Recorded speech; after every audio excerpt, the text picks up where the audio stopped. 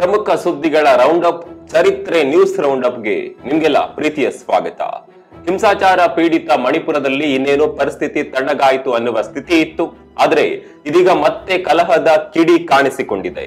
ಮೈತೇಯಿ ಸಮುದಾಯ ಪ್ರಾಬಲ್ಯದ ಪ್ರದೇಶಕ್ಕೆ ಬಂದಿದ್ದ ವ್ಯಕ್ತಿಯನ್ನ ಹೊಡೆದು ಕೊಲೆ ಮಾಡಲಾಗಿದೆ.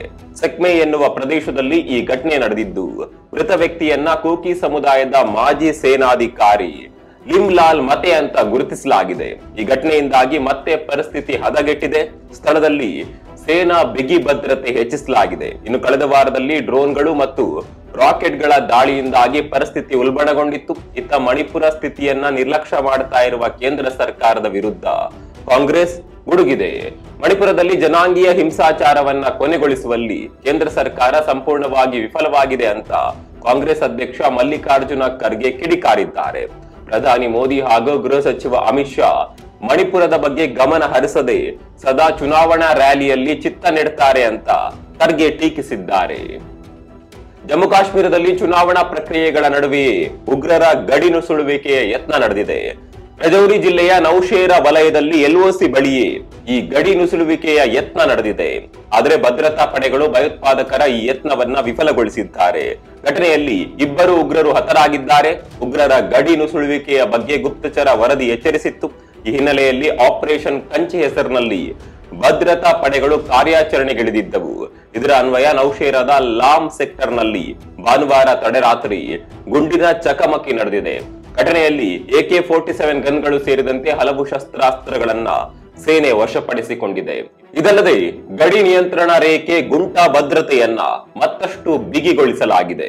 ಅಂದಹಾಗೆ ಕಳೆದ ಆಗಸ್ಟ್ 29ರಂದು ಸಹ ಇಂಥದ್ದೇ ಗಡಿ ನುಸುಳುವಿಕೆಯ ಯತ್ನವನ್ನ ಭದ್ರತಾ ಪಡೆಗಳು ವಿಫಲಗೊಳಿಸಿದ್ದವು. ಕೋಲ್ಕತ್ತಾ ವೈದ್ಯ ವಿದ್ಯಾರ್ಥಿನಿಯ ಅತ್ಯಾಚಾರ ಕೊಲೆ ಕೇಸ್ಗೆ ಸಂಬಂಧಿಸಿದಂತೆ ಹೊಸ ಸ್ಟೇಟಸ್ ರಿಪೋರ್ಟ್ ಸಲ್ಲಿಕೆಗೆ ಸುಪ್ರೀಂ ಕೋರ್ಟ್ ಆದೇಶ ನೀಡಿದೆ. ಈ ಕುರಿತು ಸಿಬಿಐಗೆ ಕೋರ್ಟ್ ಈ ನಿರ್ದೇಶನ ನೀಡಿದೆ. ಅಲ್ಲದೆ ಸೆಪ್ಟೆಂಬರ್ 17ರ ಒಳಗೆ ರಿಪೋರ್ಟ್ ನೀಡುವಂತೆ ಗಡುವು ವಿಧಿಸಿದೆ.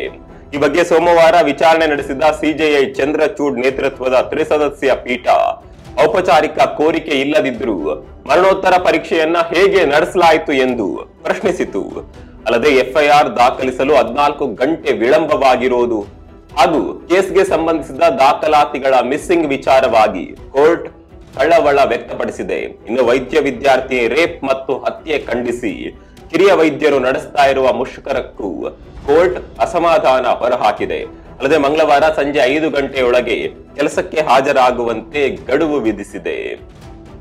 ತೋಳಗಳ ದಾಳಿ ತಡೆಯಲಾಗದೆ ಹೈರಾಣಾಗಿರುವ ಉತ್ತರ ಪ್ರದೇಶ ಅರಣ್ಯ ಇಲಾಖೆ ಇದೀಗ ವನ್ಯಜೀವಿ ತಜ್ಞರ ಮೊರೆ ಹೋಗಿದೆ. ರಾಜ್ಯದ ಬಹರೇಚ್ ಜಿಲ್ಲೆಯಲ್ಲಿ ಉಂಟಾಗಿರುವ ತೋಳ ಮಾನವ ಸಂಘರ್ಷ ತಪ್ಪಿಸುವ ನಿಟ್ಟಿನಲ್ಲಿ ವನ್ಯಜೀವಿ ತಜ್ಞ ಶಾಹಿರ್ ಖಾನ್ ಅವರನ್ನ ಯುಪಿ ಅರಣ್ಯ ಇಲಾಖೆ ಸಂಪರ್ಕಿಸಿದೆ. ಈ ಕುರಿತು ಶಾಹಿರ್ ಖಾನ್ ಪ್ರತಿಕ್ರಿಯೆ ನೀಡಿದ್ದಾರೆ. ತೋಳಗಳು ಸಮೂಹ ಜೀವಿಗಳಾಗಿವೆ. 4, 6 ಅಥವಾ 8 ತೋಳಗಳು ಗುಂಪು ಗುಂಪಾಗಿ ಸಂಚರಿಸುತ್ತವೆ. ಸಹಜವಾಗಿಯೇ ಅವು ಹಿರಿಯನ ಸಾರಥ್ಯದಲ್ಲೇ ಹೆಜ್ಜೆ ಹಾಕುತ್ತವೆ. ಅಲ್ಲದೆ ಸಾಮಾನ್ಯವಾಗಿ ತೋಳಗಳು ನರಭಕ್ಷಕವಲ್ಲ. ಬಹುಶಃ ಅವುಗಳು ಗೊಂದಲಕ್ಕೊಳಗಾಗಿ ದಾಳಿ ಮಾಡುತ್ತಿರಬಹುದು ಅಂತ ಶಾಹಿರ್ ಖಾನ್ ಮಹತ್ವದ ಮಾಹಿತಿ ನೀಡಿದ್ದಾರೆ. ಈ ಪ್ರಕರಣದಲ್ಲಿ ಸಣ್ಣ ಮಕ್ಕಳ ಮೇಲೆಯೇ ತೋಳಗಳು ಹೆಚ್ಚಾಗಿ ದಾಳಿ ನಡೆಸ್ತಾ ಇವೆ. ಹೀಗಾಗಿ ಚಿಕ್ಕ ಮಕ್ಕಳನ್ನ ಜಿಂಕೆ ಹಾಗೂ ಮೊಲಗಳಂತೆ ಭಾವಿಸಿ ತೋಳಗಳು ದಾಳಿ ನಡೆಸ್ತಾ ಇರಬಹುದು ಅಂತ ಶಾಹಿರ್ ಖಾನ್ ಹೇಳಿದ್ದಾರೆ. ಇನ್ನು ತೋಳಗಳ ವರ್ತನೆ ಅಧ್ಯಯನ, ಅವುಗಳ ಪರಿಸರದ ಸೂಕ್ಷ್ಮ ವಲಯ, ಹೀಗೆ ಜೀವ ವೈವಿಧ್ಯತೆಗೆ ಸಂಬಂಧಿಸಿದ ವಿಷಯಗಳನ್ನ ಅರಿಯುವಂತೆ ಅರಣ್ಯ ಇಲಾಖೆ ಸಿಬ್ಬಂದಿಗೆ ತರಬೇತಿ ನೀಡೋದಾಗಿ ಶಾಹಿರ್ ಖಾನ್ ತಿಳಿಸಿದ್ದಾರೆ. ಯುನೈಟೆಡ್ ಅರಬ್ ಎಮಿರೇಟ್ಸ್ ಹಾಗೂ ಭಾರತ ಹಲವು ಮಹತ್ವದ ತಿಳುವಳಿಕಾ ಪತ್ರಗಳಿಗೆ ಸಹಿ ಹಾಕಿವೆ. ಅಣುಶಕ್ತಿ, ಪೆಟ್ರೋಲಿಯಂ ಸೇರಿದಂತೆ ಹಲವು ಕ್ಷೇತ್ರಗಳಲ್ಲಿ ಪರಸ್ಪರ ಸಹಕಾರ ಕೊಡುಕೊಳ್ಳುವಿಕೆಗೆ ಈ ಒಡಂಬಡಿಕೆ ಮಾಡಿಕೊಳ್ಳಲಾಗಿದೆ. ಯುಎಇ ದೊರೆ Sheikh Khalid bin Mohammed bin Zayed Al Nahyan Bharat ಭೇಟಿ ವೇಳೆ ಈ ಒಪ್ಪಂದ ಮಾಡಿಕೊಳ್ಳಲಾಗಿದೆ. ನವದೆಹಲಿಯ ಹೈದರಾಬಾದ್ ಹೌಸ್ ನಲ್ಲಿ ಪ್ರಧಾನಿ ಮೋದಿ ಹಾಗೂ ಶೇಖ್ ಖಲೀದ್ ಬಿನ್ ಭೇಟಿಯಾದರು. ಪ್ರಧಾನಿ ಮೋದಿ ಎಮಿರೇಟ್ ದೊರೆಯನ್ನ ಅತ್ಯಂತ ಆತ್ಮೀಯವಾಗಿ ಆಲಂಗಿಸಿಕೊಂಡು ಸ್ವಾಗತಿಸಿದ್ರು. ಬಳಿಕ ಉಭಯ ನಾಯಕರು ದ್ವಿಪಕ್ಷೀಯ ಸಂಬಂಧ ಬಲವರ್ಧನೆ ವಿಚಾರವಾಗಿ ಗಹನ ಚರ್ಚೆ ನಡೆಸಿದ್ರು. ಅಂದಹಾಗೆ ಶೇಖ್ ಖಲೀದ್ ಬಿನ್ 2 ದಿನಗಳ ಭೇಟಿಗಾಗಿ ಭಾರತಕ್ಕೆ ಆಗಮಿಸಿದ್ದರು. ಇನ್ನು ಭಾರತ ಎಮಿರೇಟ್ಸ್ ನ ನಡುವೆ ಏರ್ಪಟ್ಟಿರುವ ಒಪ್ಪಂದಗಳು ದ್ವಿಪಕ್ಷೀಯ ಸಹಕಾರದಲ್ಲಿ ಐತಿಹಾಸಿಕ ಮೈಲುಗಲ್ಲು ಅಂತ ವಿದೇಶಾಂಗ ಇಲಾಖೆ ಹೇಳಿದೆ. ಸೋಷಿಯಲ್ ಮೀಡಿಯಾಗಳ ಸದ್ಬಳಕೆ ಎಷ್ಟಿದೆಯೋ ಅಷ್ಟೇ ದುರ್ಬಳಕೆಯೂ ಆಗ್ತಾ ಇದೆ. ಇಲ್ಲೊಬ್ಬ ಆಸಾಮಿ ಯೂಟ್ಯೂಬ್ ನೋಡ್ಕೊಂಡು ಆಪರೇಷನ್ ಮಾಡಲು ಹೋಗಿ ಬಾಲಕನ ಸಾವಿಗೆ ಕಾರಣವಾಗಿದ್ದಾನೆ. ಬಿಹಾರ ರಾಜ್ಯದ ಸರನ್ ಜಿಲ್ಲೆಯಲ್ಲಿ ಈ ಅವಾಂತರ ನಡೆದಿದೆ. ಮಧುರಾದ ಅಜಿತ್ ಕುಮಾರ್ ಪುರಿ ಎನ್ನುವ ನಕಲಿ ವೈದ್ಯನೊಬ್ಬ 15 ವರ್ಷದ ಬಾಲಕನಿಗೆ ಪಿತ್ತಕೋಶದ ಕಲ್ಲು ತೆಗೆಯಲು ಶಸ್ತ್ರಚಿಕಿತ್ಸೆ ನಡೆಸಿದ್ದಾನೆ. ಯೂಟ್ಯೂಬ್ ವಿಡಿಯೋ ನೋಡಿಕೊಂಡೇ ಈ ಆಪರೇಷನ್ ನಡೆಸಿದ್ದಾನೆ ಅಂತ ಬಾಲಕನ ಪೋಷಕರು ಆರೋಪಿಸಿದ್ದಾರೆ. ಅಂದಹಾಗೆ ಬಾಲಕನಿಗೆ ಕಳೆದ ಹಲವು ದಿನಗಳಿಂದ ಹೊಟ್ಟೆ ನೋವು ಹಾಗೂ ವಾಂತಿ ಸಮಸ್ಯೆ ಇತ್ತು. ಇದರಿಂದಾಗಿ ಬಾಲಕನ ಪೋಷಕರು ಆತನನ್ನ ಅಜಿತ್ ಕುಮಾರ್ ನಡೆಸುವ ಕ್ಲಿನಿಕ್ಗೆ ಅಡ್ಮಿಟ್ ಮಾಡಿದ್ರು. ತಾವು ತಜ್ಞ ವೈದ್ಯನಲ್ಲದಿದ್ದರೂ ಶಸ್ತ್ರಚಿಕಿತ್ಸೆ ನಡೆಸಿ ಬಾಲಕನ ಸಾವಿಗೆ ಕಾರಣನಾಗಿದ್ದಾನೆ. ಸದ್ಯ ಈತನ ಮೇಲೆ FIR ದಾಖಲಾಗಿದೆ. ಬಿಜೆಪಿ ಹಾಗೂ ಸಮಾಜವಾದಿ ಪಕ್ಷಗಳ ಬಗ್ಗೆ ಉತ್ತರ ಪ್ರದೇಶ ಜನರು ಜಾಗರೂಕರಾಗಿರಬೇಕು ಅಂತ ಮಾಯಾವತಿ ಹೇಳಿದ್ದಾರೆ. ಸುಲ್ತಾನ್ಪುರ್ ಎನ್ಕೌಂಟರ್ಗೆ ಸಂಬಂಧಿಸಿದಂತೆ ಎರಡೂ ಪಕ್ಷಗಳು ಕೆಸರೆರಚಾಟ ನಡೆಸ್ತಾ ಇವೆ. ಹೀಗಾಗಿ ಈ ತೂ ಮೇ ನಾಟಕವನ್ನ ಯಾರು ನಂಬಾರದು ಅಂತ BSP ಮುಖ್ಯಸ್ಥೆ ಹೇಳಿದ್ದಾರೆ. SP ಆಡಳಿತದಲ್ಲಿ ಸಹ ಕಾನೂನು ಸುವ್ಯವಸ್ಥೆ ಹದಗೆಟ್ಟು ಹೋಗಿತ್ತು. ಖುದ್ದು SP ಗೂಂಡಾಗಳೇ ದೊಣ್ಣೆ ಹಿಡಿದು ಅಖಾಡಕ್ಕಿಳಿದಿದ್ರು ಅಂತ ಮಾಯಾವತಿ ಟೀಕಿಸಿದ್ದಾರೆ. ಆದರೆ ತಮ್ಮ ಆಡಳಿತಾವಧಿಯಲ್ಲಿ ಯಾವುದೇ ನಕಲಿ ಎನ್ಕೌಂಟರ್ ನಡೆದಿರಲಿಲ್ಲ. ಧರ್ಮ ಜಾತಿಯನ್ನ ಮೀರಿ ನೊಂದವರಿಗೆ ನ್ಯಾಯ ಕೊಡಿಸುವ ವ್ಯವಸ್ಥೆ ಇತ್ತು. ಆದರೆ ಈಗ ಯುಪಿಯಲ್ಲಿ ಕ್ರಿಮಿನಲ್ಸ್ ಹಾಗೂ ಜಾತಿ ಹೆಸರಿನಲ್ಲಿ ರಾಜಕಾರಣ ನಡೆಯುತ್ತಿದೆ ಅಂತ ಮಾಯಾವತಿ ಕಿಡಿಕಾರಿದ್ದಾರೆ. ನೈಜೀರಿಯಾದಲ್ಲಿ ಭೀಕರ ರಸ್ತೆ ಅಪಘಾತ ಸಂಭವಿಸಿದೆ. ಲಾರಿಗೆ ಪೆಟ್ರೋಲ್ ತುಂಬಿದ್ದ ಟ್ಯಾಂಕರ್ ಡಿಕ್ಕಿ ಹೊಡೆದು 48 ಮಂದಿ ಸಜೀವ ದಹನವಾಗಿದ್ದಾರೆ. ಅಪಘಾತದ ಬಳಿಕ ತೈಲ ಟ್ಯಾಂಕರ್ ಸ್ಫೋಟಗೊಂಡಿದೆ. ಹೀಗಾಗಿ ಸಾವು ನೋವಿನ ಸಂಖ್ಯೆ ಹೆಚ್ಚಾಗಿದೆ. ಒಟ್ಟು 48 ಮೃತದೇಹಗಳನ್ನ ಹೊರತೆಗೆದು ಸಾಮೂಹಿಕ ಸಂಸ್ಕಾರ ನಡೆಸಲಾಗಿದೆ. ಇನ್ನು ಘಟನೆಯಲ್ಲಿ ಜಾನುವಾರುಗಳನ್ನ ಸಾಗಿಸ್ತಾ ಇದ್ದ ಲಾರಿ ಸಹ ಬೆಂಕಿಗೆ ಆಹುತಿಯಾಗಿದೆ. ಹೀಗಾಗಿ ಬೆಂಕಿಯ ಕೆನ್ನಾಲಿಗೆಗೆ ಸಿಕ್ಕ ದನಗಳು ಸುಟ್ಟು ಕರಕಲಾಗಿವೆ. ನೈಜೀರಿಯಾ ಉತ್ತರ ಮಧ್ಯಭಾಗದ ಅಗೈ ಪ್ರದೇಶದಲ್ಲಿ ಈ ದುರ್ಘಟನೆ ನಡೆದಿದೆ. ನೈಜೀರಿಯಾದಲ್ಲಿ ಸರಕು ಸಾಗಾಣಿಕೆಗೆ ಸರಿಯಾದ ರೈಲ್ವೆ ಜಾಲವಿಲ್ಲ. ಹೀಗಾಗಿ ರಸ್ತೆಯ ಮೂಲಕವೇ ಸರಕು ಸಾಗಾಣಿಕೆ ನಡೆಯುತ್ತಿದೆ.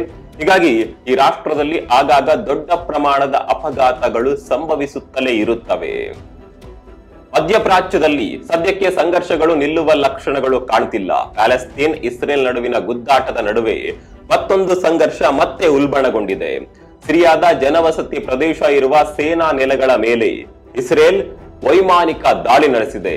ಈ ಘಟನೆಯಲ್ಲಿ ಸುಮಾರು 16ಕ್ಕೂ ಹೆಚ್ಚು ಜನ ಮೃತಪಟ್ಟಿದ್ದಾರೆ. ಸುಮಾರು 40 ಜನರು ಗಾಯಗೊಂಡಿದ್ದಾರೆ.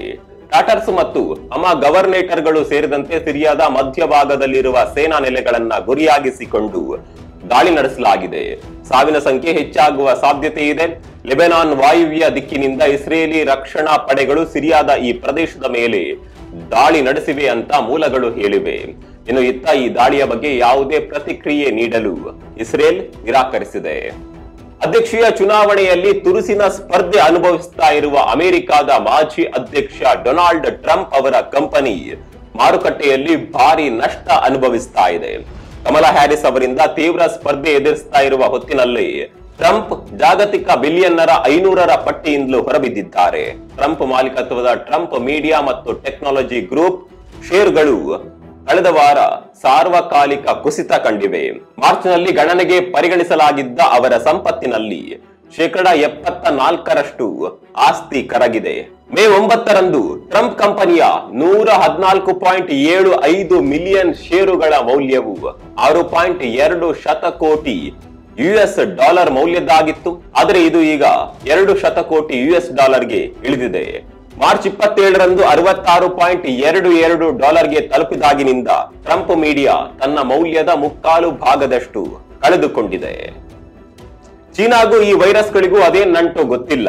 ಆಗಾಗ ಹೊಸ ರೋಗಗಳ ವೈರಸ್ಗಳು ಚೀನಾದಿಂದ ಸ್ಪ್ರೆಡ್ ಆಗ್ತಾನೆ ಇವೆ. ಇದೀಗ ಮೆದುಳಿನ ಮೇಲೆ ದಾಳಿ ಮಾಡುವ ಹೊಸ ವೈರಸ್ ಪತ್ತೆಯಾಗಿದೆ. ರಕ್ತ ಪರೀಕ್ಷೆಯಲ್ಲಿ ಈ ಹೊಸ ರೀತಿಯ ವೈರಸ್ ಎಂದು ಕಂಡು ಬಂದಿದೆ. ಇದನ್ನ ವೆಂಟ್ಲ್ಯಾಂಟ್ ವೈರಸ್ ಅಂತ ನಾಮಕರಣ ಮಾಡಲಾಗಿದೆ. ವಿಜ್ಞಾನಿಗಳ ಪ್ರಕಾರ ಪ್ರಾಣಿಗಳ ರಕ್ತ ಹೀರುವ ಕೀಟಗಳಿಂದ ಮನುಷ್ಯರಿಗೆ ಹರಡುವ ವೈರಸ್ ಇದಾಗಿದ್ಯಂತೆ. ಈ ವೈರಸ್ ಮೆದುಳು ಮತ್ತು ನರವೈಜ್ಞಾನಿಕ ಕಾಯಿಲೆಗಳಿಗೆ ಕಾರಣವಾಗುತ್ತದೆ ಅಂತ ಹೇಳಲಾಗ್ತಾ ಇದೆ. ಅಂದಹಾಗೆ ಚೀನಾದ ಕ್ಷಿನಾವೋ ನಗರದಲ್ಲಿ 2019ರಲ್ಲಿ ಈ ವೈರಸ್ ಪತ್ತೆಯಾಯಿತಂತೆ. 61 ವರ್ಷದ ವಯಸ್ಸಿನ ವ್ಯಕ್ತಿಯಲ್ಲಿ ಈ ವೈರಸ್ ಮೊದಲ ಬಾರಿಗೆ ಪತ್ತೆಯಾಯಿತು ಅಂತ ವಿಜ್ಞಾನಿಗಳು ಹೇಳಿದ್ದಾರೆ. ಮಂಗೋಲಿಯಾ ಕೃಷಿ ಬಾಹುಳ್ಯ ಪ್ರದೇಶದಲ್ಲಿ ಬಂದಿದ್ದ ಸೋಂಕಿತ ವ್ಯಕ್ತಿ ಪರಾವಲಂಬಿ ಕಡಿತದಿಂದ ಅನಾರೋಗ್ಯದಿಂದ ಬಳಲುತ್ತಿದ್ದರು ಅಂತ ವೈದ್ಯ ವಿಜ್ಞಾನಿಗಳು ಹೇಳಿದ್ದಾರೆ. ಕೊರೋನಾ ಮಹಾಮಾರಿಯ ಸಂಕಟ ಮಾಸುವ ಮುನ್ನವೇ ಚೀನಾದಿಂದ ಈ ಭಯಾನಕ ಸುದ್ದಿ ಹೊರಬಿದ್ದಿದೆ. ಆದರೆ ಈ ವೈರಸ್ ಸಾಂಕ್ರಾಮಿಕವೋ ಅಥವಾ ಅಲ್ಲವೋ ಅನ್ನುವ ಬಗ್ಗೆ ಇನ್ನೂ ಕೂಡ ಖಚಿತತೆ ಸಿಕ್ಕಿಲ್ಲ. ಇದೇನು ಹುಚ್ಚುತನವೋ ಅಥವಾ ಮಗಳ ಮೇಲಿನ ಕಾಳಜಿಯೋ ಗೊತ್ತಿಲ್ಲ. ಇಲ್ಲೊಬ್ಬ ತಂದೆ ತನ್ನ ಮಗಳ ಚಲನವಲನ ತಿಳಿಯಲು ಅವಳ ತಲೆಗೆ ಸಿಸಿಟಿವಿ ಕ್ಯಾಮೆರಾ ಅಳವಡಿಸಿದ್ದಾನೆ. ಪಾಕಿಸ್ತಾನದಲ್ಲಿ ಈ ಘಟನೆ ನಡೆದಿದೆ. ಹೆಣ್ಣು ಮಗಳ ತಲೆಗೆ ಕಿರೀಟದಂತೆ ಸಿಸಿಟಿವಿ ಹಾಕಿರುವ ದೃಶ್ಯಗಳು ಸೋಷಿಯಲ್ ಮೀಡಿಯಾದಲ್ಲಿ ಸಖತ್ ವೈರಲ್ ಆಗಿವೆ. ಇನ್ನು ತಂದೆಯ ನಿರ್ಧಾರಕ್ಕೆ ಯುವತಿ ಪ್ರತಿರೋಧ ವ್ಯಕ್ತಪಡಿಸಿಲ್ಲ. ಬದಲಾಗಿ ಇದರಿಂದ ತನಗೆ ಸಂತೋಷವಾಗಿದೆ ಅಂತ ಹೇಳಿಕೊಂಡಿದ್ದಾಳೆ. ರೇಣುಕಾಸ್ವಾಮಿ ಕೊಲೆ ಪ್ರಕರಣಕ್ಕೆ ಸಂಬಂಧಪಟ್ಟ ಹಾಗೆ ಚಾರ್ಜ್ ಶೀಟ್ ಮಾಹಿತಿಯನ್ನ ಮಾಧ್ಯಮಗಳಿಗೆ ಬಹಿರಂಗಗೊಳಿಸದಂತೆ ಕೋರ್ಟ್ ಮೊರೆ ಹೋಗಲಾಗಿದೆ. ದರ್ಶನ್ ಪರ ವಕೀಲರು ಈ ವಿಚಾರದಲ್ಲಿ ಹೈಕೋರ್ಟ್ಗೆ ಅರ್ಜಿ ಸಲ್ಲಿಸಿದ್ದಾರೆ. ಅಂದಹಾಗೆ ನಟ ದರ್ಶನ್ ಅವರ ವಿರುದ್ಧ ಕೋರ್ಟ್ಗೆ ಸಲ್ಲಿಕೆಯಾಗಿರುವ ಚಾರ್ಜ್ ಶೀಟ್ ನ ವಿಚಾರಗಳ ಬಗ್ಗೆ ಮಾಧ್ಯಮಗಳು ಇಂಚಿಂಚು ಬಿಡದೆ ವರದಿ ಮಾಡ್ತಾ ಇವೆ. ದರ್ಶನ್ ಅವರ ಕ್ರೌರ್ಯ ಯಾವ ರೀತಿ ಇತ್ತು ಎಂಬುದನ್ನ ಅದರಲ್ಲಿ ವಿವರಿಸಲಾಗುತ್ತಿದೆ. ಹೀಗಾಗಿ ಇದಕ್ಕೆ ನಿರ್ಬಂಧ ಕೋರಿ ದರ್ಶನ್ ಪರ ವಕೀಲರು ಹೈಕೋರ್ಟ್ ನಲ್ಲಿ ರಿಟ್ ಅರ್ಜಿ ಸಲ್ಲಿಕೆ ಮಾಡಿದ್ದಾರೆ. ಇನ್ನು ಇದರ ನಡುವೆ ದರ್ಶನ್ ಸೇರಿದಂತೆ ಎಲ್ಲ 17 ಜನ ಆರೋಪಿಗಳ ನ್ಯಾಯಾಂಗ ಬಂಧನದ ಅವಧಿಯನ್ನ ವಿಸ್ತರಿಸಲಾಗಿದೆ. ಸೆಪ್ಟೆಂಬರ್ 12ರವರೆಗೆ ಜುಡಿಷಿಯಲ್ ಕಸ್ಟಡಿ ವಿಸ್ತರಿಸಿ ಕೋರ್ಟ್ ಆದೇಶ ನೀಡಿದೆ. ಇದಿಷ್ಟು ಇವತ್ತಿನ ರೌಂಡ್ ಅಪ್ ಸುದ್ದಿಗಳು. ಮತ್ತಷ್ಟು ಸುದ್ದಿಗಳಿಗಾಗಿ ನಾಳೆ ಭೇಟಿಯಾಗೋಣ. ಅಲ್ಲಿವರೆಗೂ ನಮಸ್ಕಾರ.